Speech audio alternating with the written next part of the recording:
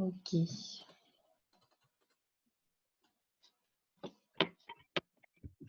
Encore des gens qui arrivent. Ok. Emmanuel, si tu veux, je te laisse introduire la séance de ce matin. Bonjour à tous et puis merci beaucoup de nous rejoindre finalement quand même assez nombreux à seulement une semaine des fêtes de Noël et du grand arrêt. Alors déjà, qui on est? L'Institut national de l'économie circulaire a été créé il y a 8 ans par François-Michel Lambert, qui nous rejoindra un petit peu plus tard, et avait déjà pour vocation à ce moment-là, il y a presque 8 ans, de promouvoir ce concept qui restait encore relativement récent de l'économie circulaire, et pour cela, de rassembler des entreprises, des collectivités, des académiques, des associatifs, pour travailler à la fois à la construction doctrinale de ce concept, mais également la mise en œuvre opérationnelle. Donc notre objectif, qui est encore celui qu'on a maintenant, c'est vraiment d'expliquer et de montrer tout le champ extraordinaire que peut représenter l'économie circulaire dans la transformation de l'économie en France essentiellement pour nous et ailleurs aussi évidemment. Alors pourquoi cette thématique aujourd'hui? La REP, responsabilité élargie du producteur, c'est quand même un concept, alors il n'existe pas que en France, mais qui est très très poussé en France, qui est très structurant dans la question de la gestion des déchets et du cycle de vie.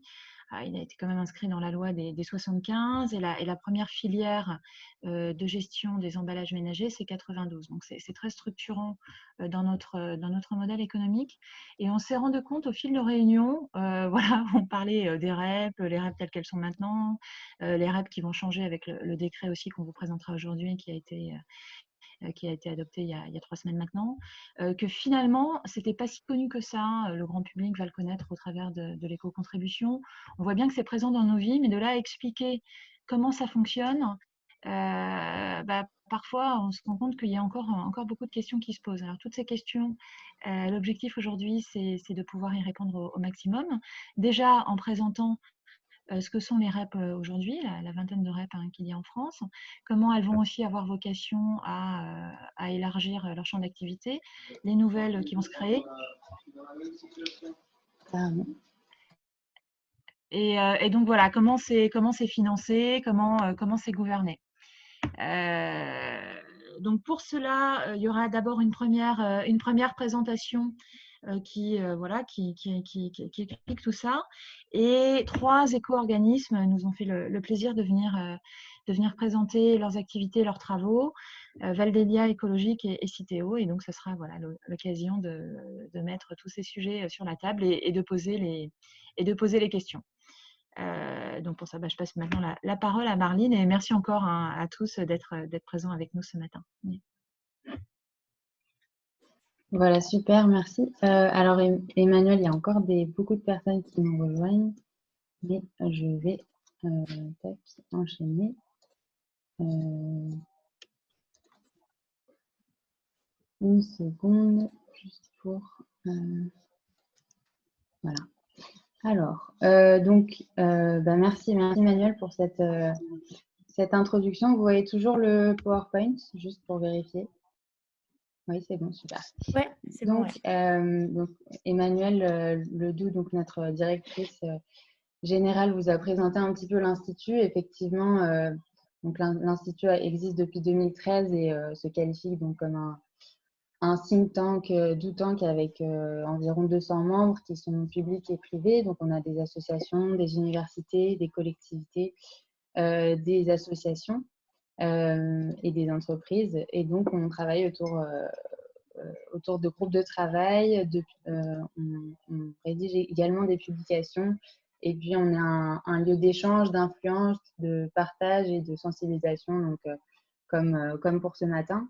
Et puis, on organise également des programmes opérationnels, donc comme un programme sur les achats et l'économie circulaire que l'on mène avec la métropole du Grand Paris, où on essaye vraiment de voir quel aspect d'économie circulaire et comment les intégrer concrètement dans les achats des entreprises et des organismes publics.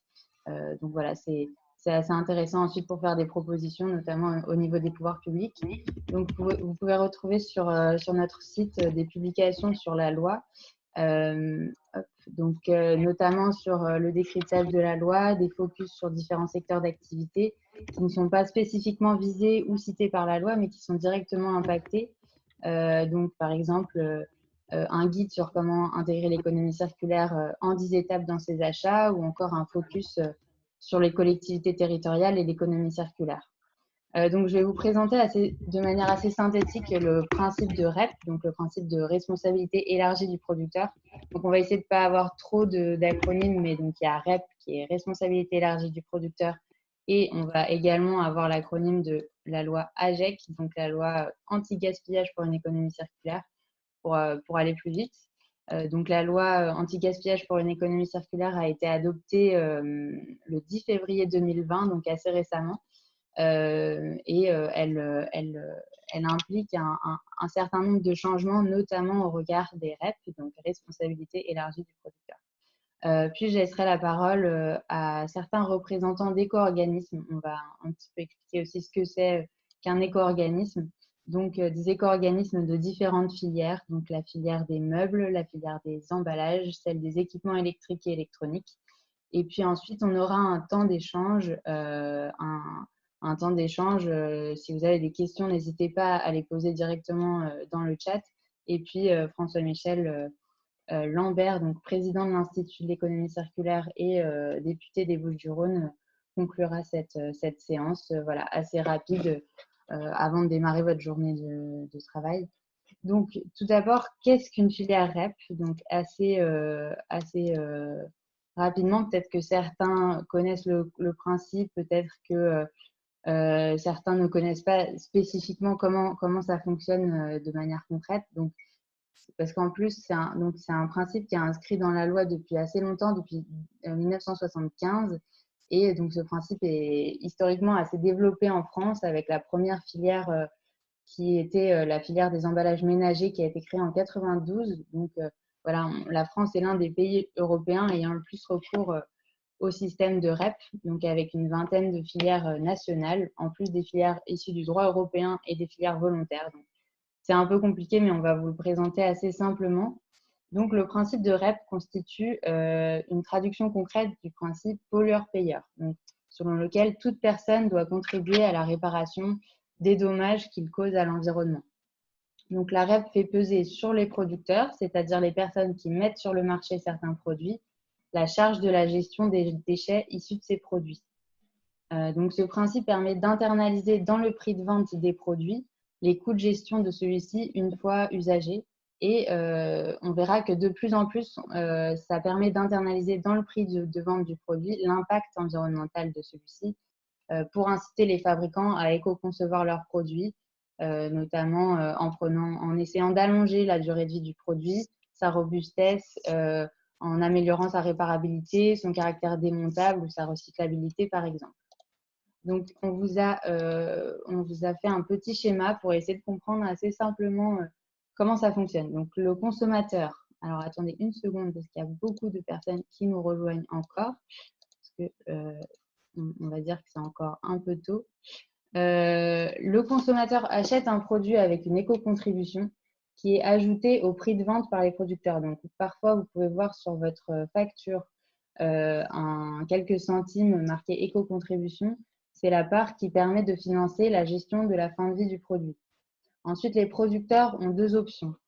Soit participer au financement de la filière, soit prendre en charge directement la gestion de leurs déchets de manière opérationnelle.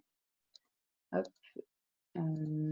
Donc, cette responsabilité peut être assumée collectivement au travers d'un éco-organisme agréé par l'État si le producteur décide de prendre en charge cette responsabilité de manière collective.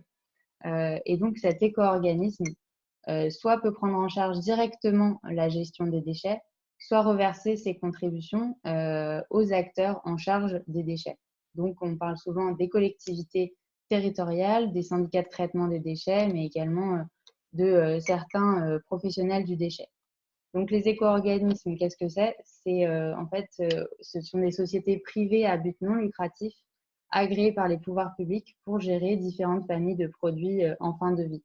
Donc, ils sont financés par ces entreprises productrices de déchets qui leur transfèrent ainsi la responsabilité au titre du principe de REP.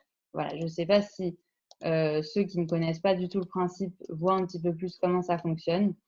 C'est un petit peu un schéma voilà, du consommateur au producteur jusqu'au traitement opérationnel du déchet. Donc, on parlait effectivement de cette éco-contribution. Elle permet de financer l'éco-organisme en charge de la fin de vie du produit et donc reflète le coût du traitement du produit. Donc, le coût du traitement peut être parfois très faible quand les matières du produit sont valorisables, mais on verra qu'elles sont amenées à prendre de plus en plus en compte l'impact environnemental des produits. Donc, on vous a également préparé un autre schéma pour avoir un visuel de toutes les filières qui existent aujourd'hui et celles qui vont être créées. Donc, vous avez un petit peu les dates de création de ces filières en bas de la slide. Donc, les filières les carrés verts, c'est les filières françaises. Puis, on a les filières européennes, les filières volontaires. Et celles qui sont encadrées en rouge sont les nouvelles filières qui vont être créées et qui sont issues de la loi anti-gaspillage pour une économie circulaire, la loi AGEC. Et celles qui sont entourées en bleu sont les filières qui existent déjà, mais qui vont être amenées à être étendues. Donc, on reviendra notamment sur certaines filières par la suite. Donc, avec un grand nombre de filières, donc 26 qui seront concernées par un régime de REP à l'horizon 2025.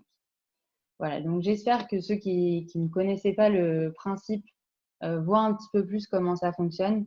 N'hésitez pas à poser des questions et puis ensuite, à la fin des présentations, on pourra échanger et il ne faut vraiment pas hésiter à poser des questions même voilà, sur le fonctionnement assez basique de ce régime de REP voilà. L'objectif, c'est vraiment que ce soit clair pour tout le monde pour un système qui est quand même assez complexe à appréhender.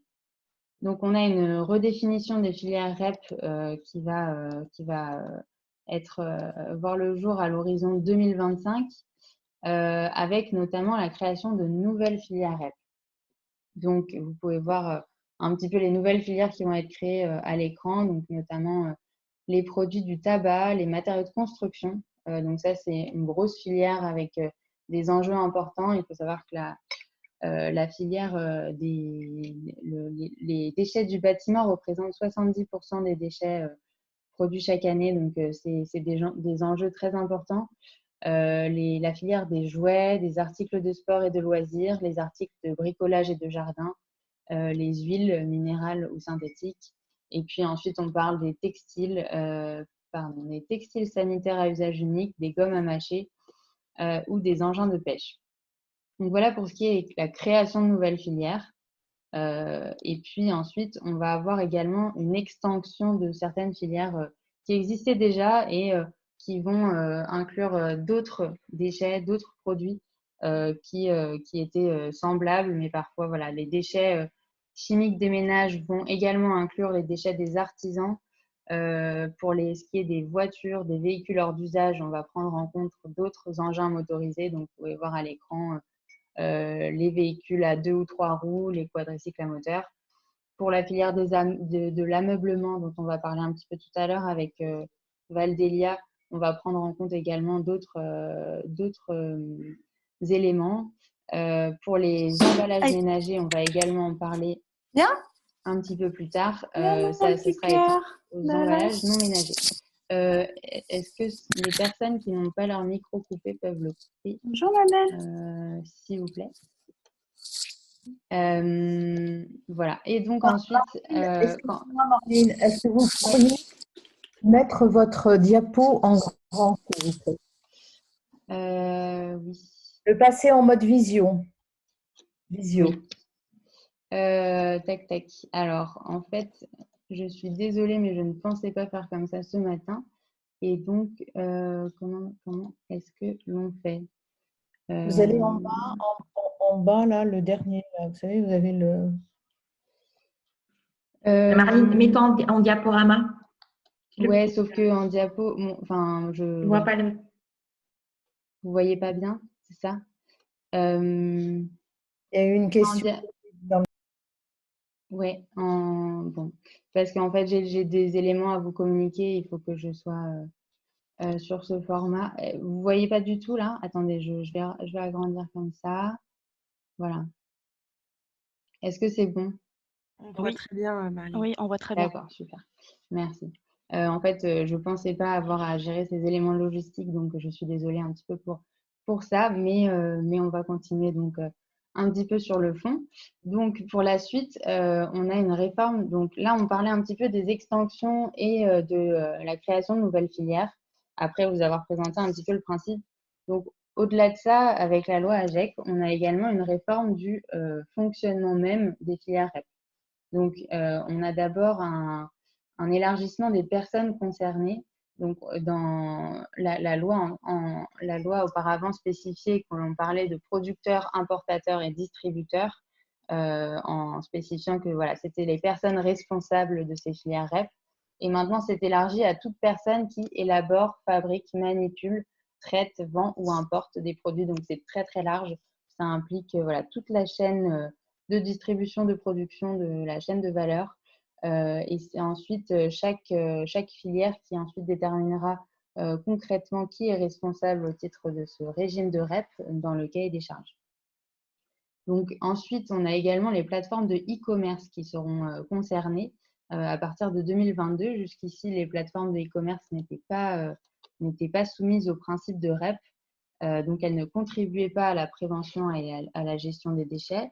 Et dorénavant, elles devront remplir ces obligations, sauf si elles arrivent à justifier que le tiers pour lequel elles facilitent la vente à distance et qui est souvent localisé à l'étranger, a déjà rempli ces obligations. Donc, le décret du 27 novembre prend ainsi en compte les spécificités de ces plateformes de e-commerce, voilà, dans les modalités de la REP, notamment pour la vente en livraison, de voir comment les déchets peuvent être repris sans frais, notamment ce qui est prévu dans le régime de REP. Donc, j'y viens tout de suite. Pour ceux qui ne savent pas ce que c'est, la reprise sans frais, ça existe déjà, c'est déjà développé, vous pouvez déjà le voir en magasin notamment. On a de nombreux producteurs qui ont mis en place des points de collecte directement en magasin, donc des bacs de récupération pour les piles, des capsules pour les capsules de machine à café, pour les ampoules, pour les téléphones usagés. Et parfois même on récompense financièrement ces consommateurs de ce geste. Donc par exemple, quand vous ramenez un flacon de parfum, vous avez une réduction sur le parfum suivant. Et ce système va tendre à se généraliser avec la loi AGEC. Les distributeurs des produits soumis à la REP pourront être contraints de reprendre ou de faire reprendre gratuitement et pour leur compte les produits usagés dont l'utilisateur se défait. Donc, on a de nombreuses filières qui sont concernées par ce principe, donc les équipements électriques et électroniques dont on va parler un petit peu plus tard, les produits chimiques, les meubles, les cartouches de gaz, les jouets, articles de sport ou de bricolage. Et donc, le décret du 27 novembre dont on parlait un petit peu, donc un décret qui précise et donc c'est un décret d'application de la loi AGEC qui précise un petit peu, qui porte réforme des filières REP, donc qui précise vraiment ce dont on parle aujourd'hui. Voilà, précise un petit peu les modalités de la reprise sans frais en définissant des seuils de surface de vente à partir duquel l'obligation de reprise sans frais s'applique. La loi AGEC renforce également l'opérationnalité et il y a une volonté également de transparence envers les éco-organismes. Donc, pour voir un petit peu, jusqu'à très récemment, les producteurs de déchets pouvaient choisir entre un système individuel de gestion de déchets ou un système collectif, donc via la création d'un éco-organisme. Dorénavant, la règle générale, c'est la mise en place d'un éco-organisme auquel les producteurs sont dans l'obligation d'adhérer et de lui verser une contribution financière, donc avec dérogation possible lorsqu'aucun éco-organisme n'a été mis en place, voilà, une dérogation par décret. Mais la règle, c'est de passer par un éco-organisme. Et la loi AGEC amène les éco-organismes qui sont en charge des différentes filières à tendre vers plus d'opérationnalité, donc c'est-à-dire de vraiment prendre en charge la gestion et la prévention des déchets, plus que d'être simplement des organes financiers. Voilà, au regard de l'élargissement de leur mission, et notamment là on parlait de la reprise sans frais, c'est un exemple. On a également une volonté voilà, de transparence dans la gouvernance des éco-organismes. Cette gouvernance était assurée historiquement par les entreprises qui commercialisent des produits soumis à la REP. La loi AGEC ouvre cette gouvernance à d'autres acteurs, donc avec la création de comités de parties prenantes. Et dans ces comités, on aura, outre les producteurs, on aura également des gestionnaires de déchets, des collectivités, des associations agréées de protection de l'environnement à part égale, à nombre égal, voilà, siégeront dans ces comités de parties prenantes et ces derniers émettront des avis rendus publics sur des décisions importantes en matière de gouvernance voilà, de l'éco-organisme. Par ailleurs, l'ADEME, l'Agence pour la transition écologique, comme elle a été renommée récemment, assurera des missions de suivi et d'observation des filières REP. En plus, ces missions seront financées par une redevance versée par les producteurs. Et par ailleurs, les éco-organismes et les systèmes individuels de REP devront se soumettre à un autocontrôle régulier avec un audit indépendant pour évaluer le respect de leurs obligations et le respect de leurs objectifs. Donc, idem, le décret du 27 novembre précise les modalités de cette obligation d'autocontrôle. Ensuite, on a également des nouveaux mécanismes financiers pour les filières REP. Donc, comment sont financés ces REP? Donc, on parlait de cette éco-contribution. Donc, pour rappel, c'est le coût ajouté au prix de vente de certains produits que paye l'entreprise pour financer l'éco-organisme. Pour davantage inciter à la fabrication de produits plus respectueux de l'environnement, la loi AGEC renforce le principe de l'éco-modulation. Donc, cette éco-modulation consiste en une évolution du prix en fonction d'un bonus-malus fixé en fonction de critères environnementaux, donc en fonction de l'impact environnemental du produit. Donc, les critères peuvent être la quantité de matière utilisée, l'incorporation de matières recyclées, l'emploi de ressources renouvelables, la durabilité, la réparabilité, les possibilités de réemploi ou de réutilisation ou encore la recyclabilité. Tous ces critères sont inscrits tels quels dans la loi AGEC. Et le décret dont on parlait du 27 novembre apporte de nombreuses précisions sur cette éco-modulation. Notamment, voilà, il utilise la terminologie de prime et de pénalité. Une prime accordée par l'éco-organisme au producteur lorsque le produit remplit les critères de performance et une pénalité lorsque le produit s'en éloigne. Donc, par exemple, des emballages plastiques non recyclables ou qui connaissent une signalétique qui peuvent entraîner une confusion sur la règle de tri pourront connaître une pénalité à l'avenir. Voilà. Et ensuite, on a d'autres systèmes un petit peu financiers qui sont créés. La création de fonds dédiés à la réparation et au réemploi dans certaines filières dont il y a un potentiel de réemploi important. Donc, par exemple, on parle de la filière des jouets, des articles de bricolage, de jardin, etc. Donc, on a des fonds qui seront créés spécifiquement dans chaque filière pour financer ces activités. Et le décret du 27 novembre détaille un petit peu les modalités de ce fonds en précisant les catégories de produits concernés et les conditions. Je vais très rapidement vous évoquer le fait qu'il y a aussi l'introduction d'un dispositif de consigne qui pourrait être créé. Donc, la consigne, vous connaissez sûrement le fonctionnement. L'idée, c'est qu'on rend le contenant ou le produit directement au producteur afin de lutter voilà, contre la consommation de plastique. Donc là, on parle beaucoup de la consigne pour recyclage et la consigne pour réemploi. Il y a eu des débats importants l'année dernière. Donc, issu d'un compromis, la consigne passera donc par 2 étapes. Donc, d'abord, les collectivités devront respecter les objectifs fixés par la loi. Si en 2023, ces objectifs ne sont pas atteints, le gouvernement mettra en place un ou plusieurs dispositifs de consigne donc pour recyclage et réemploi. Donc, Si ce système n'est pas clair, on pourra faire une autre session de webinaire sur ce sujet.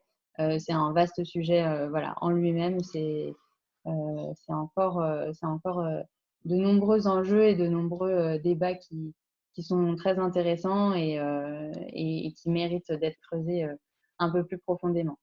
Et enfin, pour terminer, donc on a également d'autres mécanismes qui sont, voilà, à quoi vont servir les financements dégagés dans chaque filière REP. Donc, assurer donc les missions des filières REP. Pour cela, on a des nouvelles missions. Si l'objectif historique, c'est de contribuer à la prévention et à la gestion des déchets, les missions des filières REP sont précisées et élargies par la loi AGEC. Donc, outre cette prise en compte, cette prévention et cette gestion des déchets, les filières doivent adopter une démarche d'éco-conception, de favoriser l'allongement de la durée de vie, de soutenir les réseaux de réemploi, de réutilisation, de réparation. Donc, des missions assez larges, de développer le recyclage des déchets et on a voilà, des objectifs qui sont fixés pour chaque nouvelle mission, des objectifs de performance et des sanctions qui sont affiliées et qui sont connectées à ces objectifs en cas de non-atteinte de ces objectifs. Donc, on a une véritable obligation de résultat maintenant sur ces objectifs, plus qu'une obligation de moyens. Outre voilà, les obligations de moyens, on souhaite vraiment arriver aux objectifs fixés dans la loi. Les financements dégagés par la REP doivent non seulement couvrir les coûts de collecte et de traitement, mais également prendre en compte, pour ce qui est de la filière des déchets du bâtiment, prendre en compte la résorption des décharges sauvages. Donc, tout ce qui est les dépôts sauvages voilà, en milieu naturel ou au bord de la route. Le décret du 27 novembre encadre cette obligation en la limitant à la prise en charge des dépôts sauvages de plus de 100 tonnes. Donc voilà, la filière REP, les producteurs de matériaux de construction devront prendre en charge leurs déchets du bâtiment, mais également les déchets qui sont préexistants et qui sont dans la nature pour résorber ces décharges sauvages à ciel ouvert. Donc, ce décret précise les modalités de l'organisation de ces opérations de nettoiement. Donc, voilà pour ce panorama assez rapide. J'espère que j'aurai été assez claire. Je vais passer la parole maintenant à ces filières directement, donc à des filières qui existent déjà pour le coup, parce que c'est des éco-organismes qui sont déjà agréés. On verra par la suite si on fait une autre session sur les nouvelles filières qui vont être créées, donc par exemple la filière du bâtiment qui concentre de grands enjeux. Je vais passer la parole à Monsieur Arnaud Imberdrose, donc président exécutif de Valdelia, donc, qui est un éco-organisme en charge de la gestion des produits et des déchets issus de l'ameublement. Avant de passer voilà, la parole à d'autres filières, je vais tout de suite mettre sa présentation en slide. Est-ce que… Oui, Marie, si ouais. bonjour à tous et à toutes. Si tu permets, il y a quelques petites questions intéressantes en amont. Ouais. On peut peut-être essayer de répondre à une ou deux avant de faire les présentations. Avec plaisir. Par exemple, il y a une question sur la problématique en fait, du développement, du réemploi et de la réutilisation avec la nouvelle loi AGEC. Est-ce que la reprise sans frais pénalisera les ressourceries, etc. Donc ça, tout de suite, et vous le verrez dans nos présentations, bien sûr que non. C'est plutôt même un avantage, en fait, puisqu'on va être en contact direct avec le client et donc on va pouvoir développer encore plus le réemploi et la réutilisation. Donc ça, pour vous répondre rapidement. La deuxième question importante, c'était est-ce qu'il y a des moyens de contrôle en fait, qui seront mis en place pour vérifier l'adhésion des producteurs, l'exhaustivité des adhésions. Alors là, il faut être très clair en fait. Malheureusement, ni l'ADEME ni les pouvoirs publics ne contrôlent ces choses-là. C'est bien l'éco-organisme et le collectif qui ont cette responsabilité-là. Et c'est bien donc les éco-organismes qui ont la charge de s'assurer que l'ensemble des metteurs en marché payent cette éco-contribution et surtout mettent en place les dispositifs tels qu'ils doivent être mis en place. Un petit point important aussi, si vous le permettez, sur la notion en fait, de système individuel. Effectivement, le décret du 27/11 pose un certain nombre de cadres par rapport à ces systèmes individuels, c'est quelque chose qui doit effectivement perdurer puisqu'on a des dispositifs qui sont importants, qui sont mis en place, qui fonctionnent plutôt bien. Les éco-organismes sont une part de la solution pour faire progresser l'économie circulaire, mais à partir du moment où on a des metteurs en marché qui sont plutôt volontaires et qui ont des dispositifs qui fonctionnent bien, je pense qu'on est tous d'accord pour s'assurer qu'ils perdurent et qu'ils continuent à bien fonctionner. Voilà pour les petites questions qui étaient Super. en amont. Merci Arnaud. Effectivement, je ne voyais pas encore les questions. Et avec plaisir, donc n'hésitez vraiment pas à les poser dans le chat et ensuite on pourra également poser les questions directement après ces présentations. Mais voilà, n'hésitez pas effectivement au cours de ces présentations d'en poser.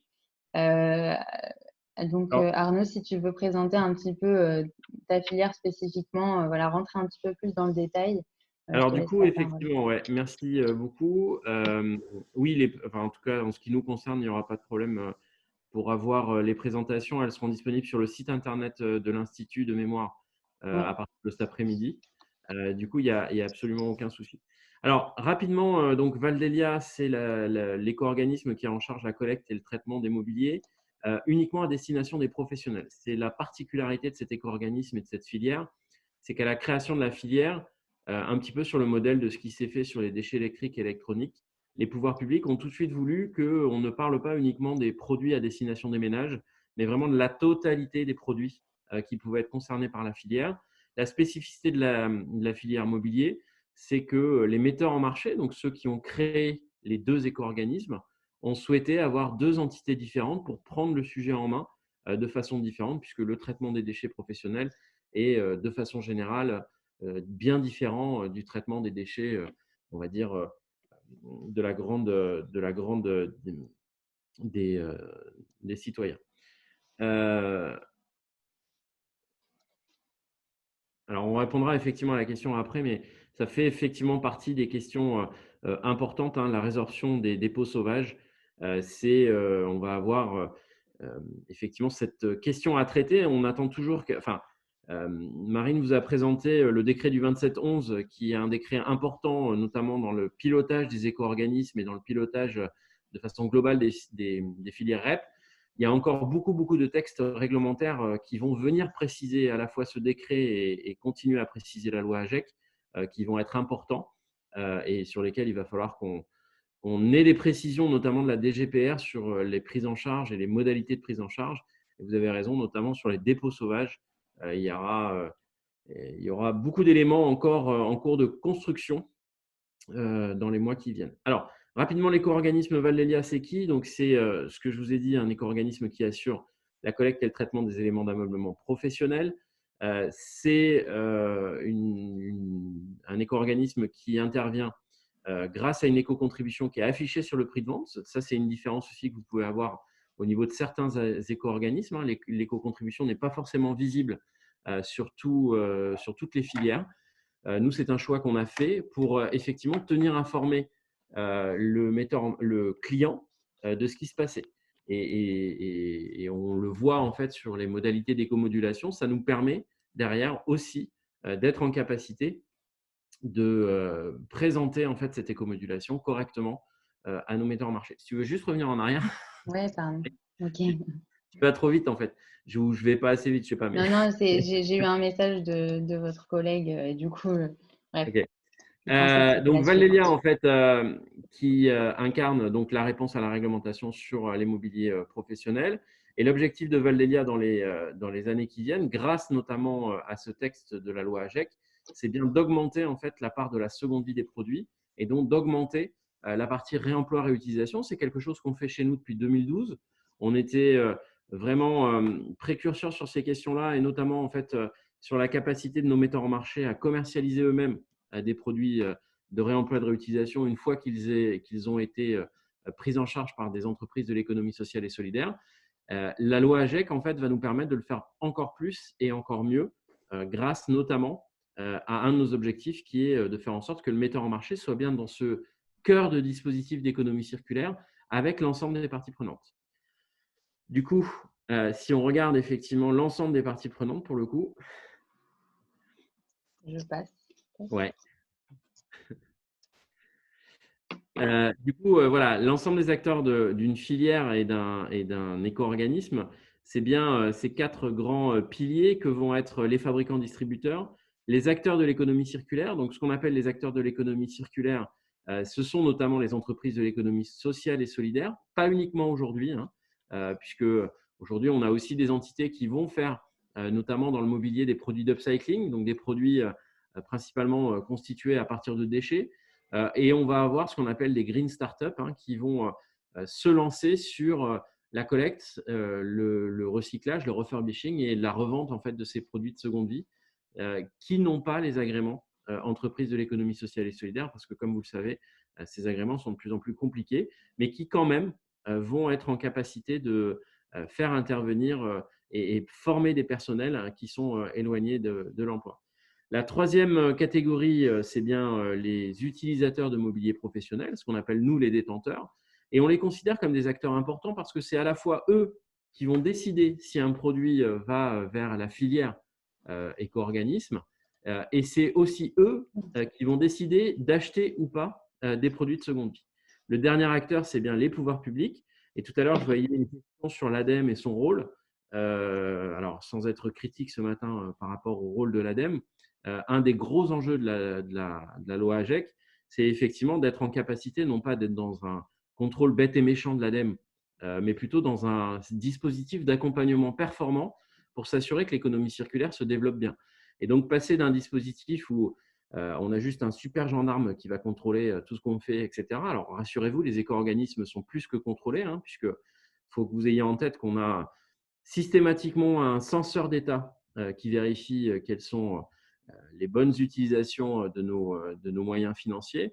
Ensuite, on a régulièrement des contrôles par des tiers indépendants, puisque depuis maintenant 4 ans, l'ensemble des éco-organismes sont contrôlés par un tiers indépendant. On a un audit, dit audit des pouvoirs publics tous les 2 ans. Et puis pour finir, on a la Cour des comptes qui régulièrement vient visiter nos entreprises pour s'assurer qu'effectivement, on ne fait pas n'importe quoi avec l'éco-contribution et qu'on reste bien dans notre vision d'entreprise à but non lucratif. Voilà pour les acteurs qui sont mobilisés autour de la filière.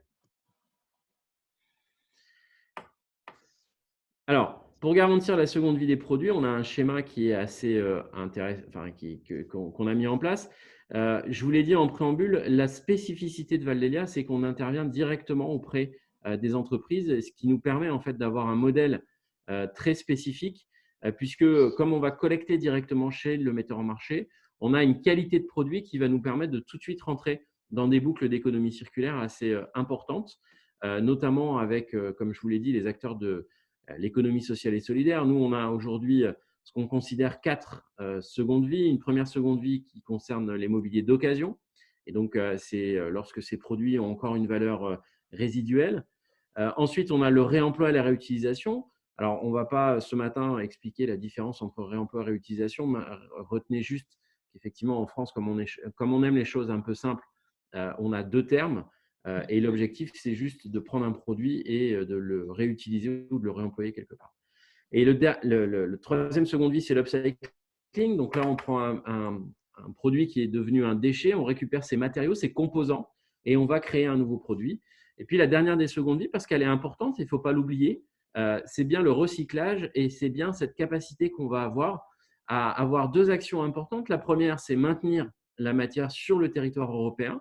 Il ne faut pas l'oublier. Aujourd'hui, on a des vraies crises de matières premières. Donc, il faut qu'on arrive à développer une économie autour de la matière première secondaire et s'assurer en fait que nos industriels disposent toujours de matières premières, qu'elles soient primaires ou secondaires, pour créer des nouveaux produits. Et puis, la deuxième chose, c'est que c'est quand même des économies non délocalisables. Le traitement de déchets, c'est ce qui est agréable. C'est que ce sont des entreprises avec des hommes et des femmes. Alors, on les a vus ressortir au moment de la crise du Covid. Il faut le ressouligner. C'est beaucoup d'emplois, des emplois pas forcément très qualifiés, mais au moins des emplois qui ne sont pas délocalisables. Donc, cette partie recyclage, c'est vrai que certains s'amusent un petit peu à la décrier en disant qu'il serait important de ne pas penser recyclage et de penser beaucoup plus réemploi, réutilisation. Nous, on considère que c'est un tout et qu'il faut bien penser à la globalité de ces 4 secondes vies parce que ces 4 secondes vie apportent 3 choses importantes. La première, c'est que ça permet de développer un environnement stable. La deuxième, c'est que ça permet effectivement socialement de développer et d'avoir un impact social fort sur nos territoires. Et puis la dernière chose, c'est que ça permet de conserver des modèles économiques qui deviennent de plus en plus vertueux.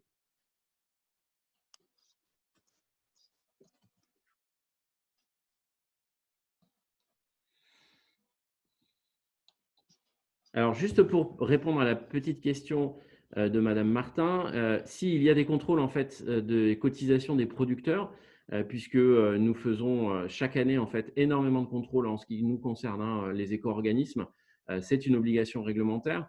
Pour ce qui concerne la filière ameublement, ça concerne à peu près 25% des mises en marché. Donc, 25% des mises en marché sont annuellement contrôlées. L'objectif, c'est que 100% des mises en marché et des producteurs sont contrôlés par un tiers indépendant au bout de 5 ans, hein, à la fin de l'agrément. L'objectif pour nous, c'est effectivement d'aller vérifier que, petit 1, tous les produits payent bien l'éco-contribution.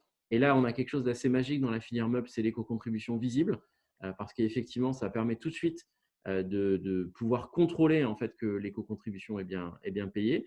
La deuxième chose, c'est qu'on va vérifier que c'est la bonne éco-contribution qui est facturée en fonction du produit, parce qu'on a certains petits malins qui vont utiliser des montants d'éco-contribution moins élevés pour certains produits qui sont plus polluants. Donc, on va vérifier la bonne application. Et puis, la dernière chose qu'on va vérifier, parce que nous, on est sur une éco-contribution au kilo près, on va s'assurer en fait que les produits sont bien pesés et qu'on parle bien du bon produit. Voilà. De la cotisation aux éco-organismes, mais alors, si, il y a des contrôles par l'État, en fait, au niveau de la Cour des comptes, qui est venue contrôler un certain nombre d'éco-organismes. De l'autre côté, on a un censeur d'État qui est présent, donc qui dépend de Bercy, qui ne dépend pas du ministère de l'écologie, mais qui dépend de Bercy, qui est présent à chacune, on va dire, des réunions de la gouvernance de l'éco-organisme, hein, quelle qu'elle soit. Ça va du conseil d'administration jusqu'à le comité de salaire, par exemple. Voilà. On va prendre… Oui. Oui, vous m'entendez? Oui. Vas-y. On va prendre une dernière question, Arnaud. Et puis ensuite, il y a beaucoup de questions, donc on va passer à la suite et puis on reviendra si on a du temps. Ouais. Juste Annabelle Lavigne, donc de l'agence du don en nature ou don solidaire, j'ai un doute tout de suite, mais elle dit que nous sommes une association qui collecte des invendus non alimentaires, dont les petits meubles, pour les redistribuer à des associations de lutte contre la précarité dans toute la France. Donc, comment pouvons-nous travailler avec vous sur le réemploi des produits de cette filière?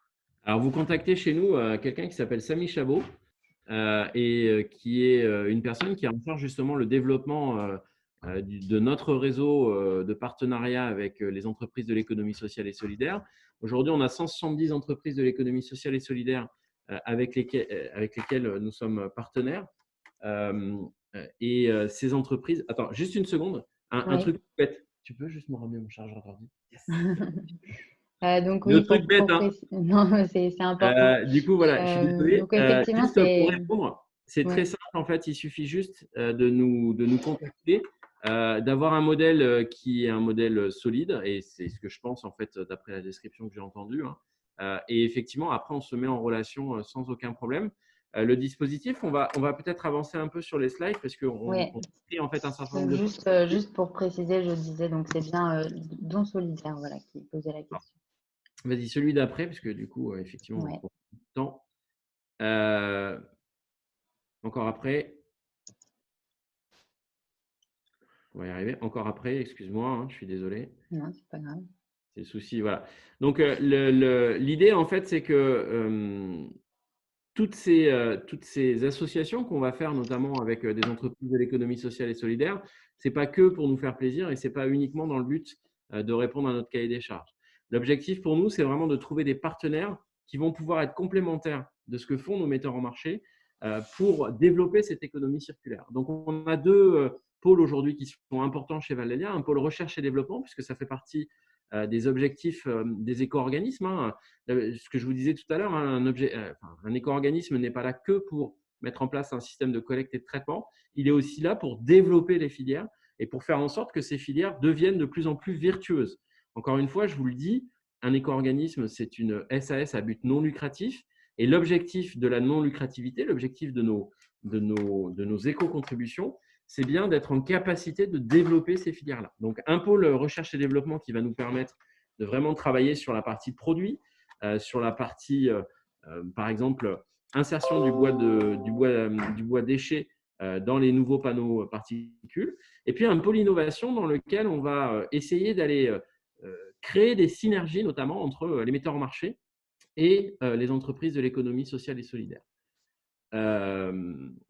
Alors après, pour tout ce qui est nous joindre, en fait, c'est facile, vous aurez nos coordonnées sur le site de l'INEC et vous n'aurez aucun souci pour nous joindre.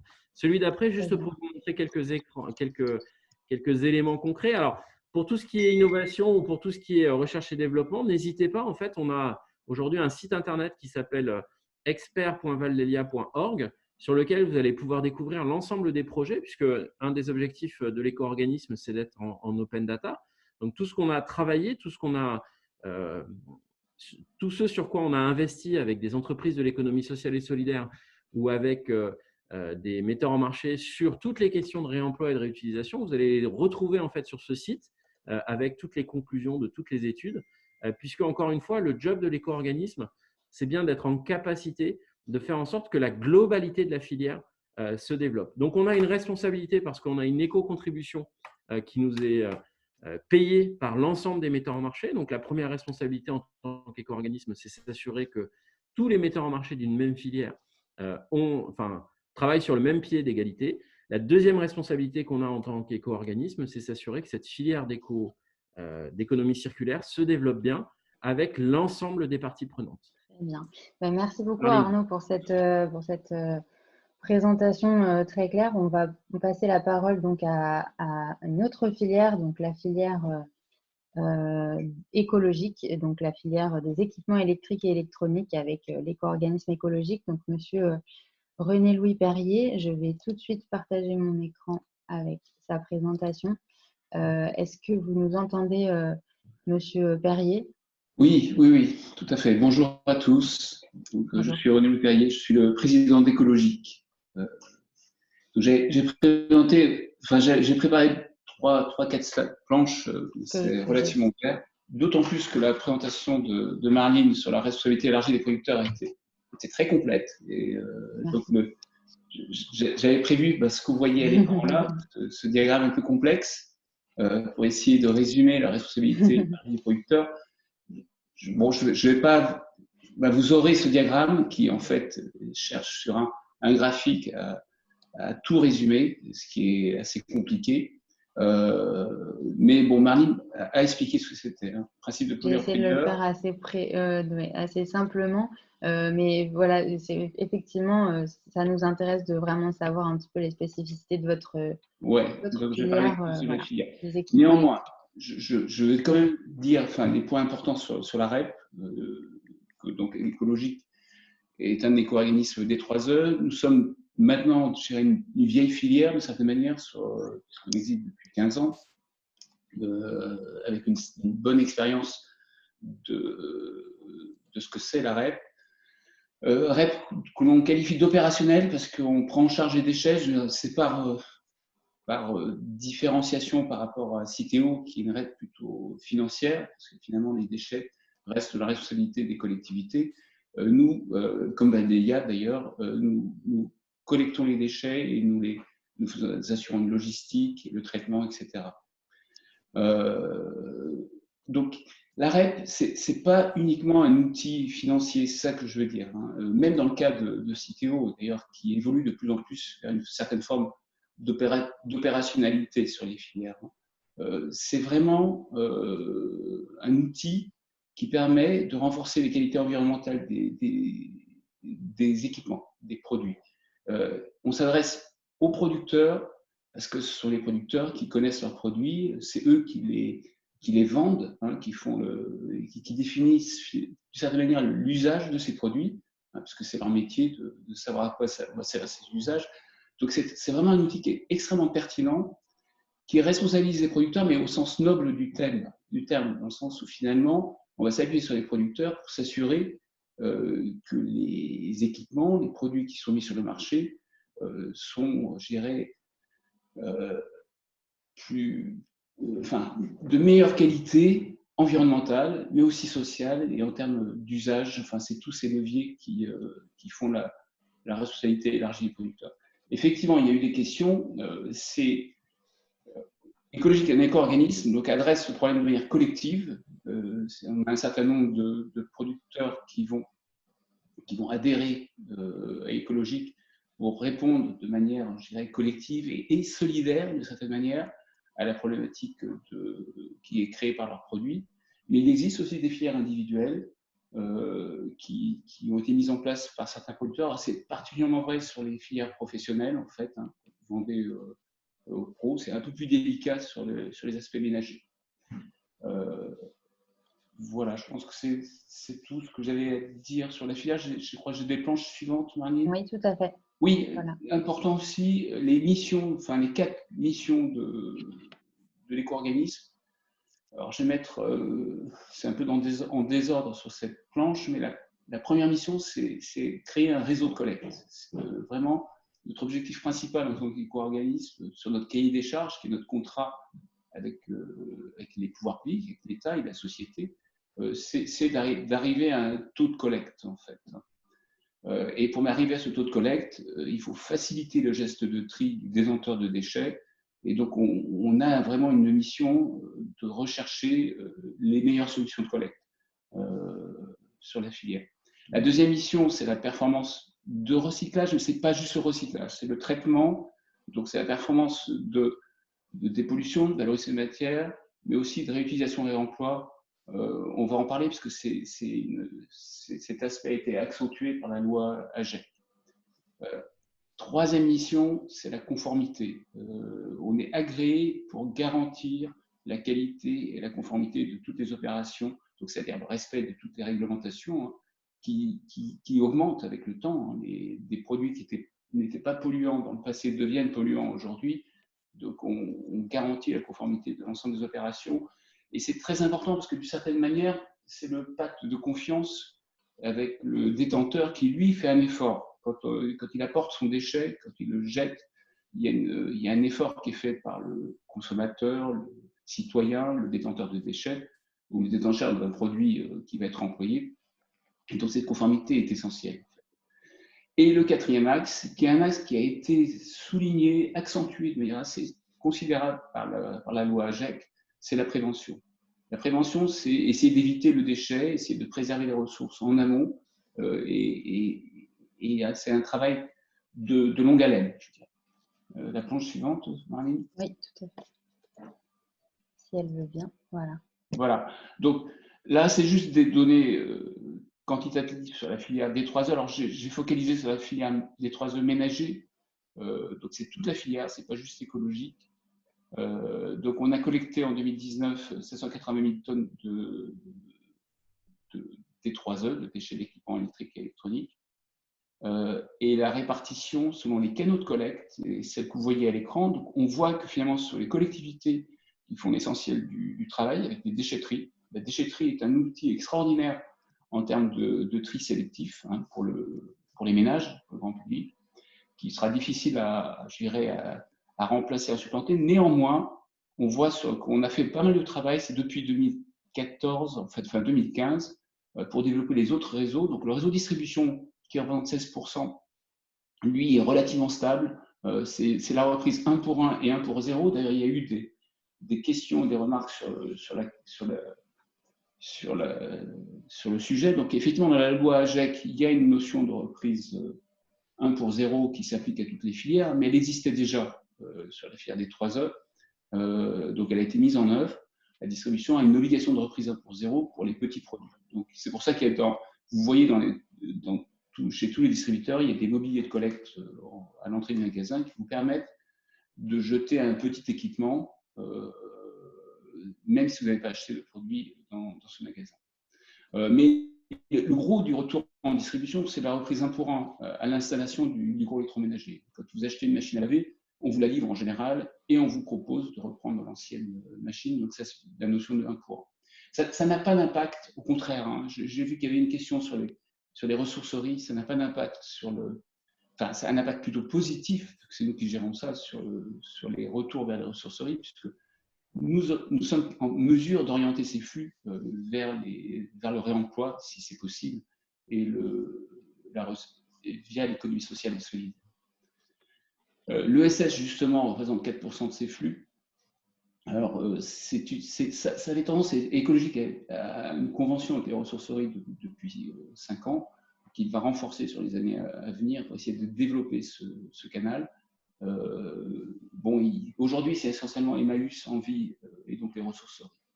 Mais il y a un potentiel là-dessus. Et à nouveau, dans le cadre de la loi AGEC, il y a pas mal d'efforts qui nous sont demandés, de contraintes qui sont ajoutées sur ces aspects économie sociale et solidaire, notamment via les aspects fonds de réemploi, fonds de réparation dont je parlerai un peu plus loin.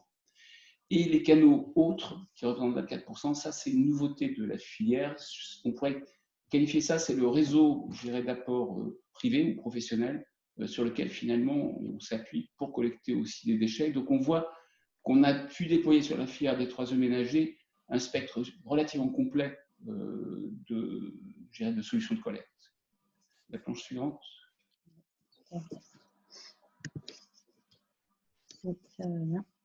Les deux pas, si. Voilà.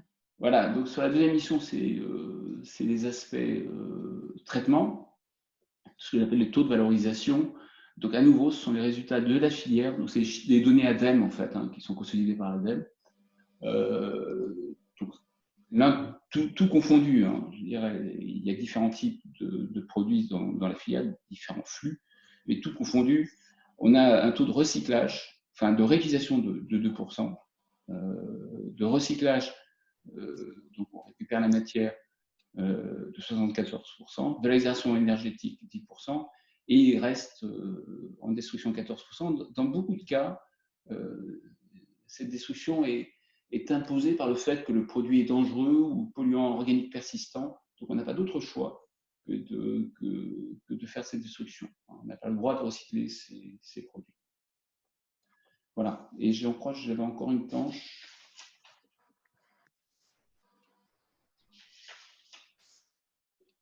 Voilà, donc ça c'était les sujets de la loi AGEC, donc le futur des filières. Alors il faut savoir que sur la filière des 3E, on est dans une période de réagrément. La période d'agrément de 6 ans s'achève cette fin d'année, fin 2020. Et donc, on doit redemander un agrément pour la période 2021. Et en pratique, ça aurait dû être 2021-2026, 6 ans en comptant les deux extrêmes. En fait, du fait de la loi AGEC qui modifie pas mal les données du problème, et pour un problème d'ailleurs simplement de disponibilité et de temps, nous avons préféré, donc les éco-organismes et la DGPR, enfin les pouvoirs publics,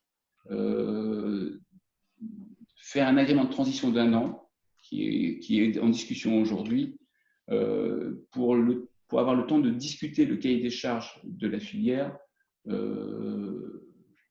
en 2021, donc l'année prochaine. Donc effectivement, vous répondez à une des questions donc, qui était…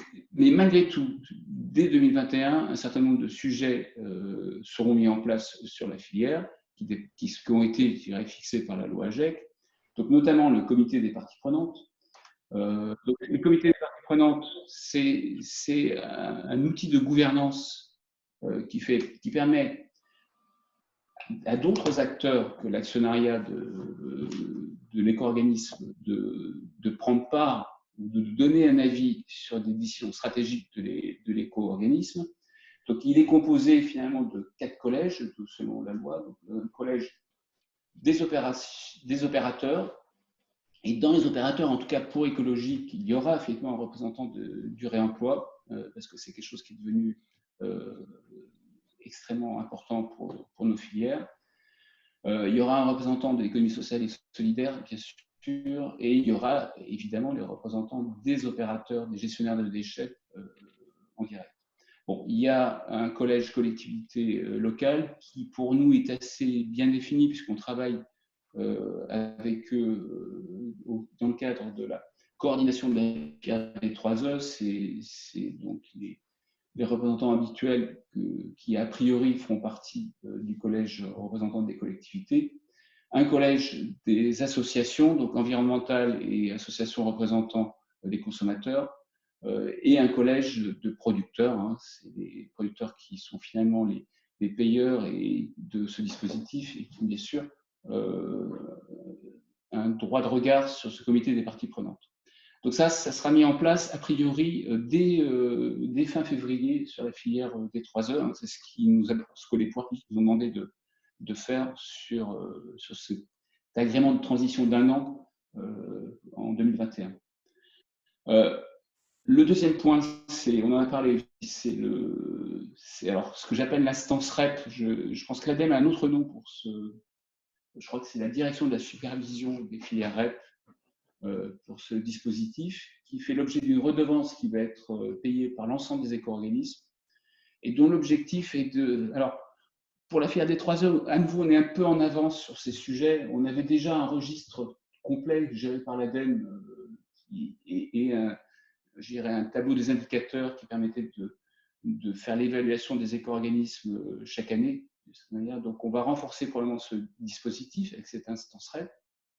Mais il y a aussi des missions, je dirais, plus stratégiques, hein, ce que j'appelle les analyses d'impact. Il faut savoir quels sont les impacts finalement de certaines mesures du cahier des charges, des objectifs qui sont fixés, des analyses stratégiques, hein, comment aller chercher certaines matières critiques dans les produits. Donc tout ça, je pense que c'est un outil qui sera extrêmement utile pour avoir une vision un peu plus stratégique des filières REP, en même temps qu'une instance de contrôle, puisqu'il y a aussi cette idée de contrôle dans cette instance REP.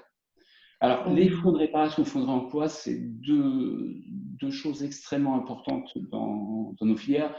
Alors, il faut être clair, ils ne démarreront pas au 1er janvier 2021, ce serait impossible, nul n'est tenu, mais nous avons un objectif extrêmement ambitieux de démarrer ces fonds sur la filière des 3E dès le 1er janvier 2022, en fait. Donc, le fonds de réparation et le fonds de réemploi, c'est deux outils de soutien que j'appellerais un système de guichet, dans le sens où on a une obligation de mettre à disposition, je dirais, un support financier, un soutien financier à des personnes éligibles. Donc, il faut définir les critères. C'est ça que le travail qu'on doit faire en 2021. Quels sont les critères d'éligibilité de ces personnes morales qui vont recevoir ce soutien? Et pour des opérations qui sont elles aussi éligibles. Donc, quelles réparations vont être couvertes par ce soutien? Donc, dans le fonds de réparation, le décret détermine que le soutien doit être au minimum de 20% du coût de la réparation. Et le fonds de réemploi définit le fait que le montant total des soutiens de réemploi est au minimum de 5% des contributions perçues par les éco-organismes. Voilà. Donc ça, c'est le cadre général.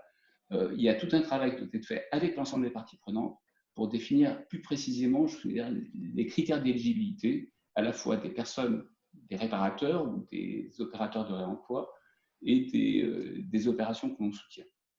Ça permet effectivement de répondre à beaucoup de questions sur ces fonds de réemploi et de réparation. Donc, vous dites effectivement. Oui, c'est un enjeu financier très important sur la filière des 3E. Et c'est pour ça d'ailleurs qu'on ne peut pas le démarrer instantanément, parce qu'il y a des sommes qu'on n'a pas concrètement, hein, parce que 20% du coût de la réparation, c'est bon, ça dépend quelles réparations sont couvertes, mais c'est des sommes que l'on évalue entre 100 millions et 200 millions sur la filière, ou 300 millions sur la filière. Donc c'est des montants très importants potentiellement. Et en plus, il faut vraiment, je pense que ces idées sont de très bonnes idées, hein, mais il faut être très prudent sur les effets, quelquefois, je dirais, inattendus de ce genre de dispositifs s'ils ne sont pas traités de manière approfondie. À nouveau, avec les analyses d'impact, comprendre comment le dispositif va marcher, faire participer toutes les parties prenantes, les producteurs, hein, qui sont les premiers, je dirais, concernés par ce dispositif, et c'est leur produit, ils savent les réparer, mais aussi toutes les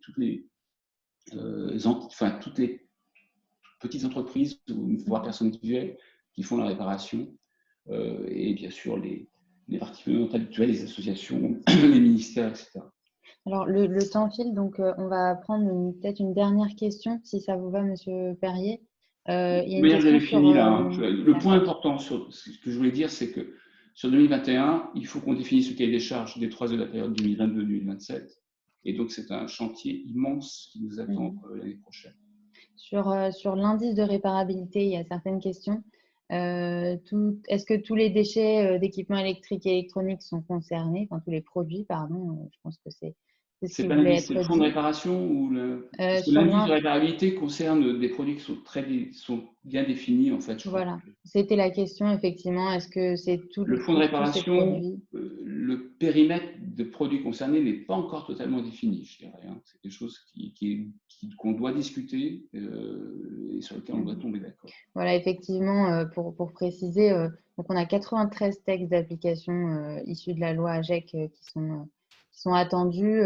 En septembre, on avait 3 ou 4 voilà, textes. Là, on en a quelques-uns, mais très peu encore. En septembre, on avait 5% de la loi qui bénéficiait des textes d'application. Donc, c'était encore très peu. Donc, c'était aussi expliqué par la crise sanitaire et voilà, certaines difficultés qui en découlent. Mais on aura beaucoup plus de précision aussi d'ici, donc on attend d'ici la fin de l'année, donc ce qui se rapproche dangereusement, mais il y aura certainement quelques retards donc d'ici début de l'année prochaine.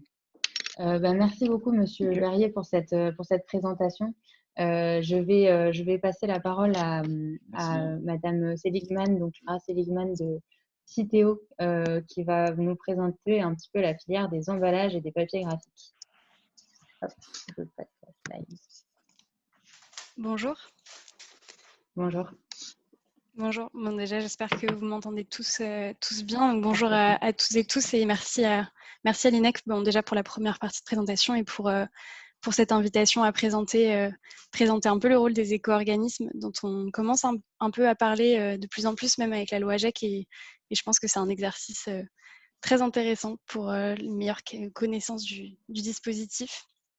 Je vais essayer d'aller vite aussi puisque beaucoup de choses ont été dites à la fois par mes homologues des autres filières et en début de présentation. Mais donc, je pense que ce qu'il faut retenir pour l'organisation, à la fois le cadre juridique et le statut de Citeo, c'est que donc, nous sommes une entreprise privée qui respecte évidemment la non-lucrativité prévue par la loi et par nos cahiers des charges pour nos agréments, donc à la fois au titre de la filière emballage ménager et papier graphique.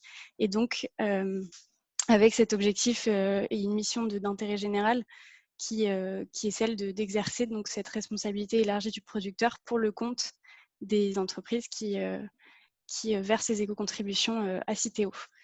Un peu plus en détail, ça a été dit, hein, l'objectif c'est d'organiser, notre mission c'est d'organiser la collecte, le tri et le traitement de ces produits pour viser une meilleure performance et également un meilleur coût de ce dispositif.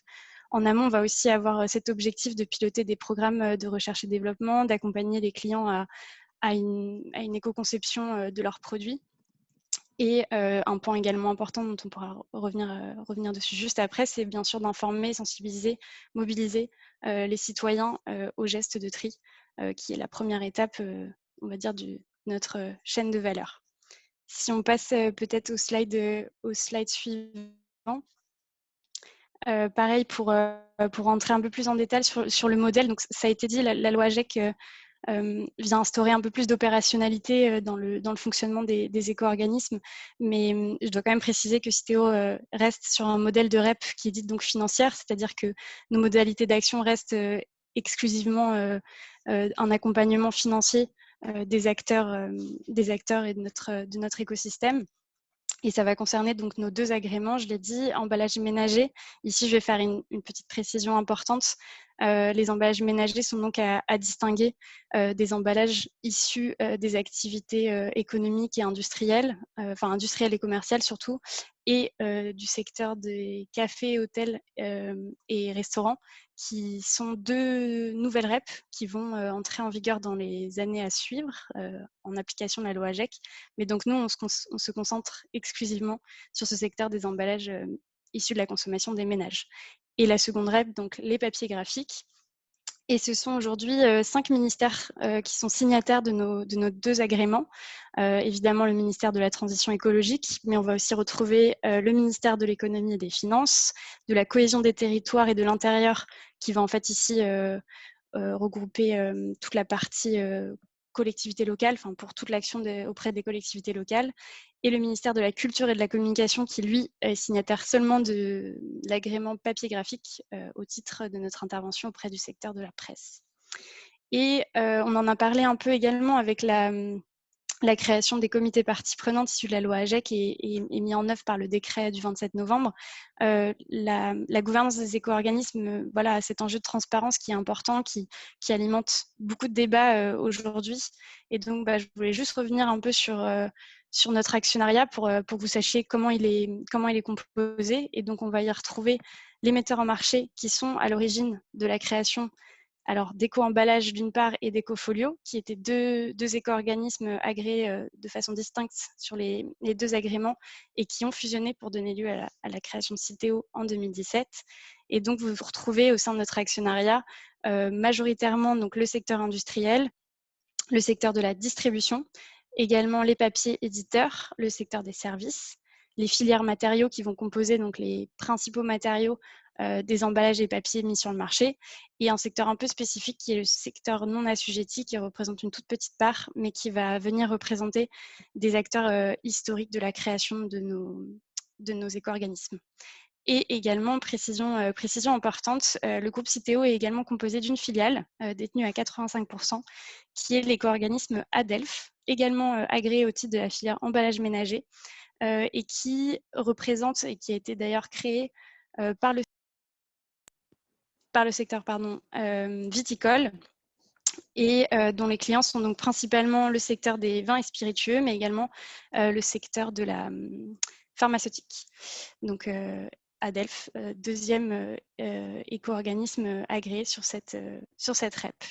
Peut-être juste pour vous donner des chiffres que je n'ai pas mis sur les slides, mais Citeo, c'est en tout 30 000 clients environ, dont 8 000 pour la partie papier, enfin pour le secteur papier graphique, et ensuite une répartition entre Citeo et Adelph. Merci Marlene pour la slide suivante. Je voulais également vous présenter rapidement une actualité du mois de novembre et qui je trouve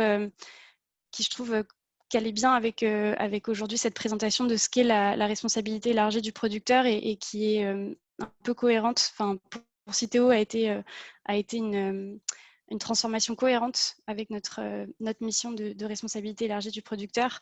Nous sommes donc devenus une entreprise à mission qui, pour ceux qui ne sont pas familiers avec ce nouveau statut, a été introduit par la loi Pacte en 2019 et qui permet aux entreprises de se doter d'une raison d'être et d'objectifs qui vont être en fait une présentation et surtout qui vont guider l'activité de l'entreprise en lien avec les objectifs sociaux et environnementaux qu'elle poursuit.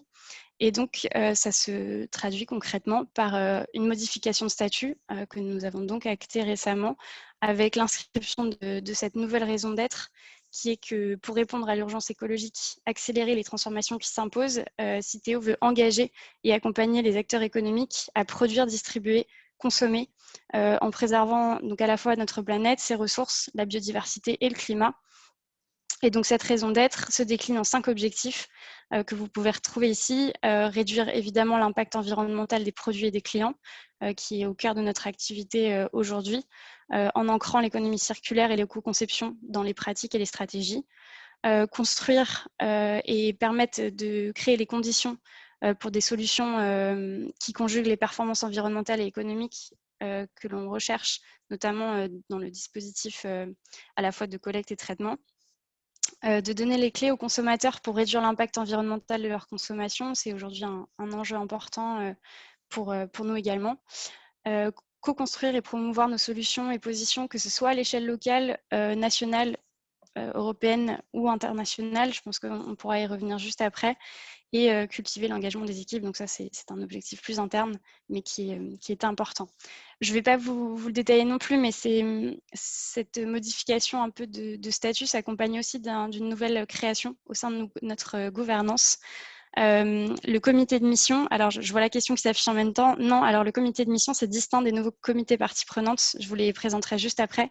Ce comité de mission est vraiment issu de la loi Pacte. C'est une exigence pour venir encadrer justement la poursuite de nos 5 objectifs, puisque ce statut d'entreprise à mission, il n'est pas que, un outil de communication, il doit vraiment s'accompagner d'une mise en œuvre de ces engagements et peut être, à ce titre, retiré si on estime que Citeo en fait, ne répond pas à la mission qui s'est fixée.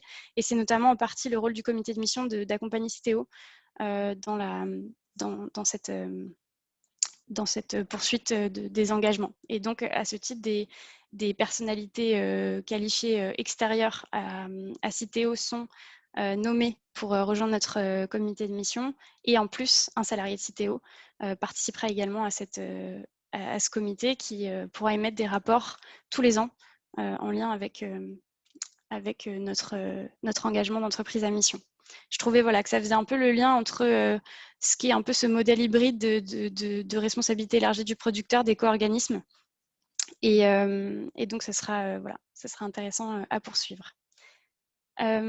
Également, je trouvais important pour présenter au mieux notre activité de vous présenter quel est l'écosystème dans lequel on interagit, puisque ce qui est intéressant avec un éco-organisme, je trouve, c'est qu'on a une position un peu d'interface auprès de différents acteurs qui sont répartis tout au long de la chaîne d'activité pour nous, de la collecte, du tri et du traitement des emballages et des papiers.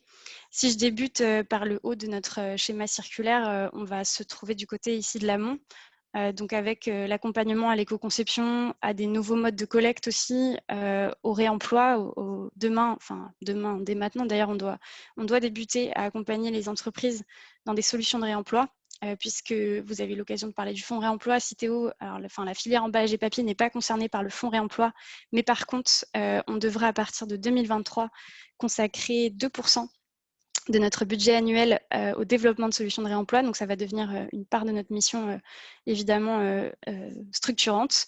Et donc, on doit apporter ces solutions sur tout le cycle de vie aux entreprises qui mettent sur le marché les emballages et les papiers. Cet amont est aussi composé d'un autre volet qui est le volet d'accompagnement des acteurs de l'innovation pour évidemment stimuler la recherche et la promotion de nouvelles solutions pour concevoir, mieux consommer, trier, réemployer et recycler tous les emballages et les papiers.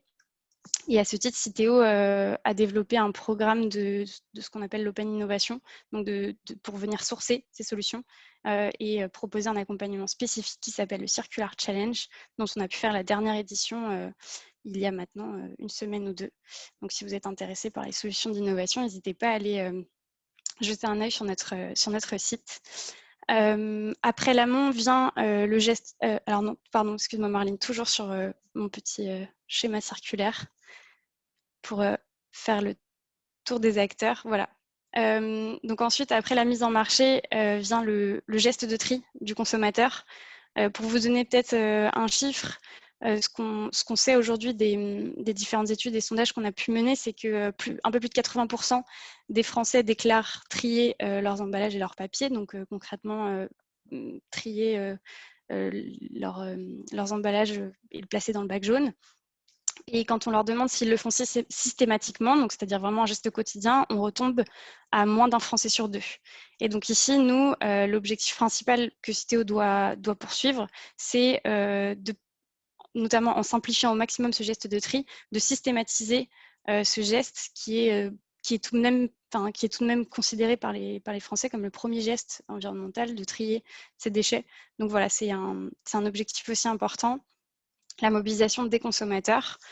Très rapidement, on en a parlé. On a également, au titre de notre statut d'entreprise agréée, un dialogue régulier avec les pouvoirs publics dans lequel on essaye de partager une expertise pour fixer une stratégie d'économie circulaire pertinente.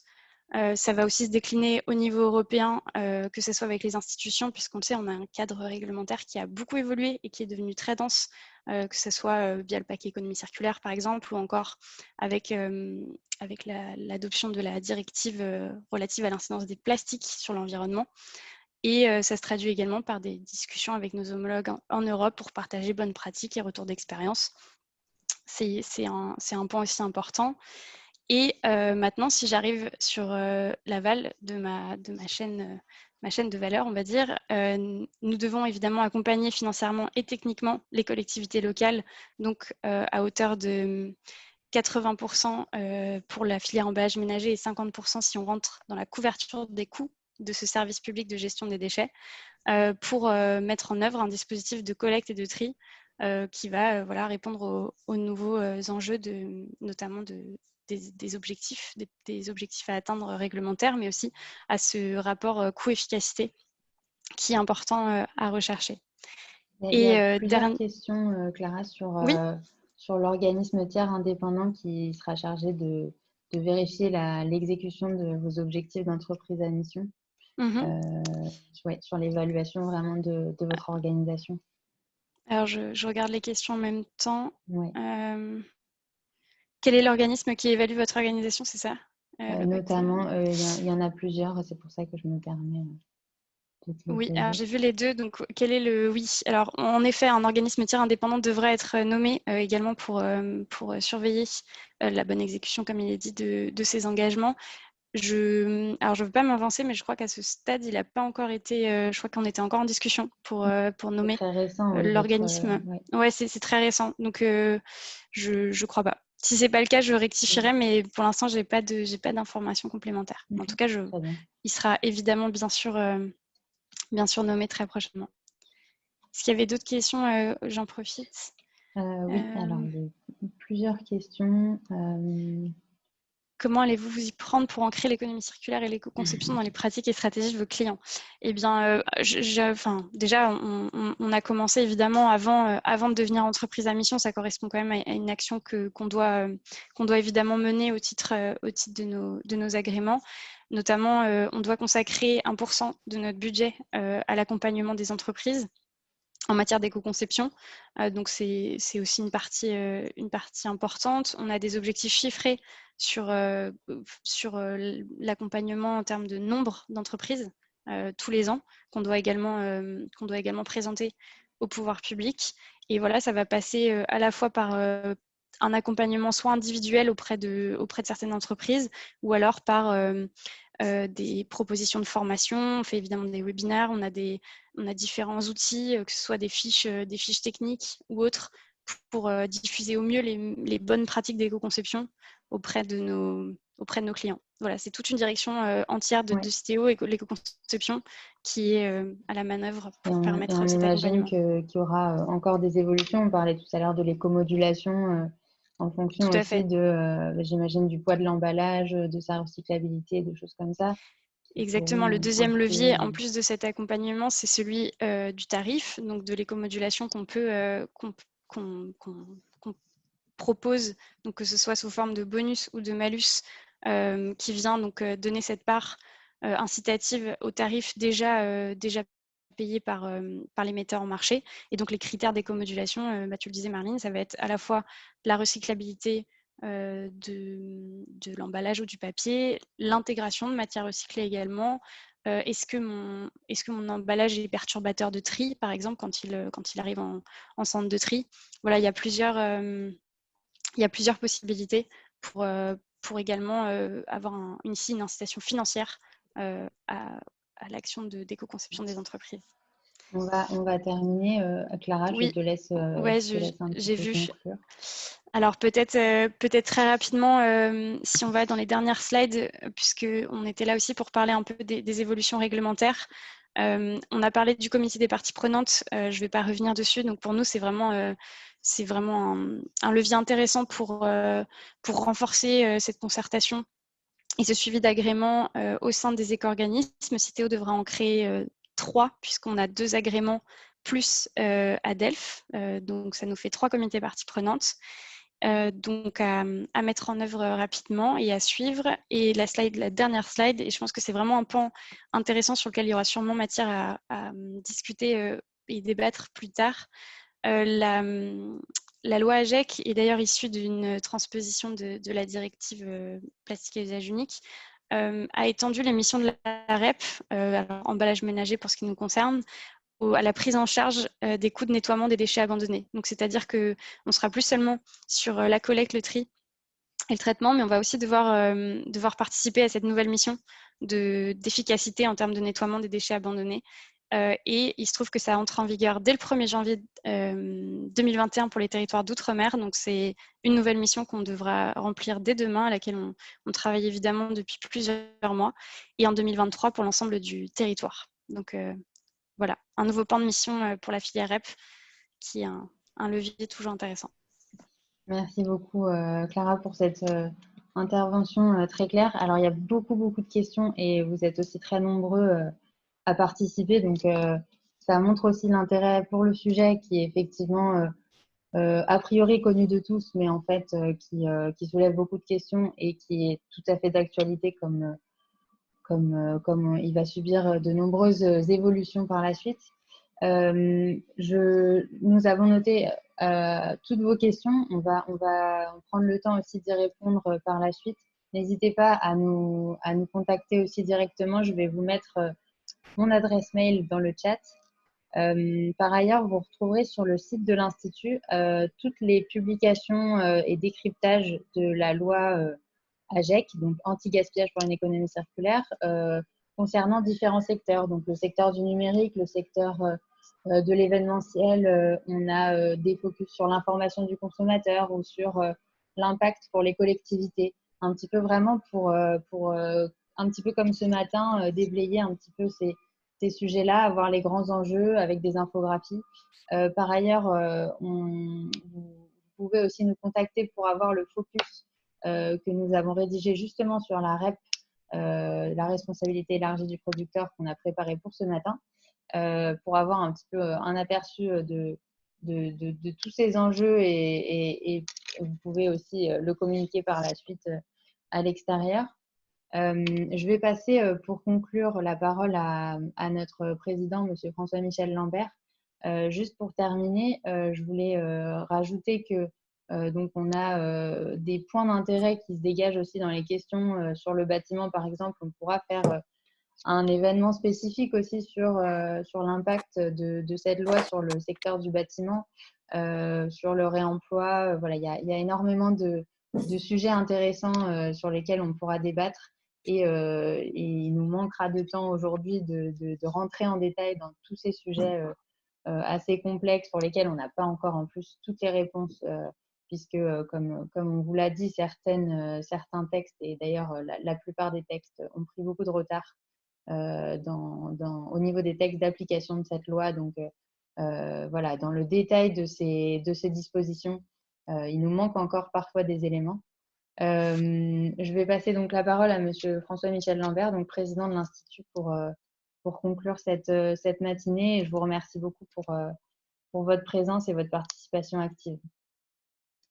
Merci. Je n'ai pas de retour d'écran. Donc, Marlene, vous confirmez que je suis en ligne? Très bien, oui. Bon, très bien. Merci à toute l'équipe de l'Institut national de l'économie circulaire sous la direction de Marlene. Beaucoup d'autres personnes derrière participent et ont pu mettre en place ce premier grand webinaire que nous lançons. Ce n'est pas le dernier. Le sujet de l'économie circulaire est très attendu. J'étais juste avant sur une autre conférence, économie circulaire dans l'immobilier. Quelle transformation c'est, je pense, l'un des éléments de cette décennie et bien au-delà. Mais avant tout, sur cette matinée, remercier tous les intervenants. J'ai vu certains que je connais très bien et j'ai raté les premiers, je prie de m'en excuser, qui ont expliqué cette révolution que peut-être la responsabilité élargie du producteur et derrière les éco-organismes qui se mettent quasi systématiquement en place pour répondre à cette décision politique. La responsabilité élargie du producteur aura bientôt une trentaine d'années. C'était Eco-Emballage et Adelph. Moi-même était l'un des chevilles ouvrières de la fondation de Adelph lorsque je travaillais chez Pernod Ricard. Donc, me dire que ça fait bientôt 30 ans commence à me donner encore plus de cheveux blancs, mais nous avançons et surtout, nous ne sommes plus centrés sur les seuls sujets des emballages alimentaires, mais ça ouvre très largement et la loi AGEC, la loi anti-gaspillage pour l'économie circulaire, débattue fin d'année dernière et qui a été promulguée en ce début d'année, élargit cette REP à de nombreux objets du quotidien et même, je dirais, élargi aussi dans le champ professionnel, puisque notamment le BTP sera concerné par cette REP. Donc, l'économie circulaire, c'est bien une approche de repenser notre modèle de développement, et ça a été dit, je crois que c'est Arnaud ou René Louis, pardon si je ne me souviens plus lequel des deux, on va dire les deux, qui ont explicité que ça ne se limitait pas à recycler des déchets et que c'était bien autre chose que nous devions mettre en place. Il y a beaucoup de réemploi, il y a beaucoup d'autres approches à mettre en œuvre. Mais il est clair que la première étape, c'est déjà de ne pas perdre la matière et donc la capacité à la capter, la capacité à la régénérer, la capacité à la réinjecter est primordiale et c'est tout le sens de ces REP. Mais dans cette décennie qui s'ouvre et bien au-delà, notre modèle doit absolument se transformer. Nous sommes sur la surconsommation de ressources, surconsommation de matière, sur-impact sur l'environnement. Nous avons absolument à revoir tout ceci. Et donc, l'approche qui est portée par l'Institut national de l'économie circulaire de poser les bases d'une transformation du modèle, eh bien, se traduira par d'autres webinaires, notamment autour j'espère bientôt, de la commande publique, une commande publique circulaire que Marlene pilote également. C'est un sujet extrêmement important. Il y aura aussi des approches autour des enjeux de remanufacturing, des approches autour de la fiscalité et de l'économie d'usage. Mieux utiliser ce qui existe déjà, pardon, est absolument primordial. Mais l'Institut national de l'économie circulaire ouvre aussi des champs, j'allais dire, d'opérationnalité. Nous avons ouvert le champ de l'école circulaire. Qu'est-ce que ça veut dire d'avoir une stratégie autour d'un bâtiment d'importance que peut être le bâtiment scolaire dans lequel sont accueillis les enfants, de l'éco-conception jusqu'au fonctionnement, et j'irais même jusqu'au temps périscolaire, vous savez, ces temps rajoutés après le temps d'études pour la découverte sportive, culturelle, ou en l'occurrence, on pourrait aussi avoir des temps de découverte d'une approche d'économie circulaire et du geste citoyen, comme ça a été dit tout à l'heure, par exemple, par le premier des gestes citoyens, qui est celui de trier. Donc, cet webinaire est enregistré et donc sera disponible pour ceux comme moi qui en ont raté une partie ou pour y revenir. L'Institut national de l'économie circulaire a mis à disposition tout un document autour des REP, mais tout ceci va beaucoup bouger et j'en finirai sur un point puisque, vous le savez, je suis également député. Nous avons 2 lois qui vont arriver en 2021 qui peuvent encore faire bouger, faire avancer ces enjeux d'économie circulaire. Donc, il y a la loi dite 3D, de décentralisation, différenciation, déconcentration. C'est une loi qui va faire bouger la place et le rôle des collectivités et leur donner plus de marge de manœuvre. Et donc, très probablement, l'un des enjeux sera de répondre justement aux objectifs nationaux, que ce soit sur le climat, mais que ce soit aussi sur les ressources. Et la deuxième loi qui va advenir, c'est la loi dite climat, qui est issue des travaux de la Convention citoyenne pour le climat, une loi qui arrivera au printemps aussi, et qui posera la question, aujourd'hui elle est très centrée sur le seul CO2, mais elle va beaucoup plus loin que ceci. Elle sera elle posera les bases d'un modèle de développement et donc probablement que des évolutions peuvent être impulsées à travers cette loi, à travers le législateur ou le gouvernement qui profiterait de cette dernière grande loi avant 2023, parce qu'il faut avoir en tête que les cycles de fonctionnement législatif dus à la période 2022, qui est un peu une période figée du fait des élections présidentielles législatives. Donc le cycle législatif nous permet en 2021 très probablement d'avancer et pour y revenir en 2023, ma conclusion sera que les choses vont aller très très très vite.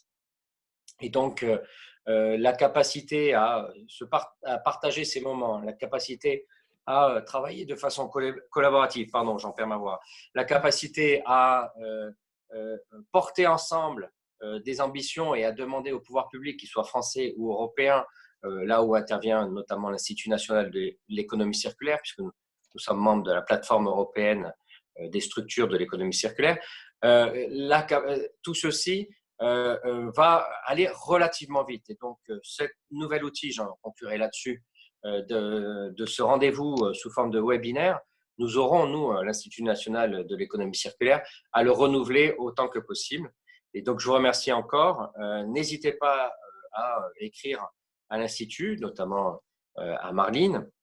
N'hésitez pas à vous saisir des documents disponibles au sein de notre site internet de l'Institut ou sur économiecirculaire.org, autre site que l'Institut pilote et qui permet de partager les bonnes pratiques et qui permet aussi de créer des pôles d'échange autour d'intérêts communs. Économiecirculaire tout attaché.org, c'est totalement gratuit, vous vous inscrivez dessus et vous pourrez mieux partager vos attentes ou vos bonnes pratiques.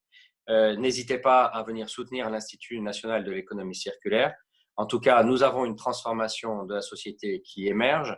Nous essayons tout à la fois de pousser les intérêts communs et de retranscrire les décisions, notamment les décisions nationales qui sont prises. Merci.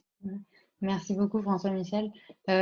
Juste pour terminer, on peut faire une photo collective de tout le monde. Alors si ceux qui veulent souhaitent allumer leur caméra, on va prendre une super comme ça. En plus, on se voit et on voit qu'on est encore très nombreux. On va prendre une photo très rapide. Je compte aussi sur mes collègues pour m'aider. Je vais la prendre. Hop.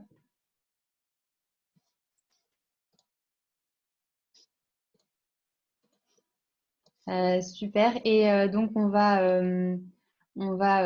avez vu que dans le chat, j'ai mis mon mail. Voilà, n'hésitez pas à nous écrire à m.weber@institutéconomiecirculaire.fr ou sur l'adresse contact de la même manière, contact@institut-économie-circulaire.fr.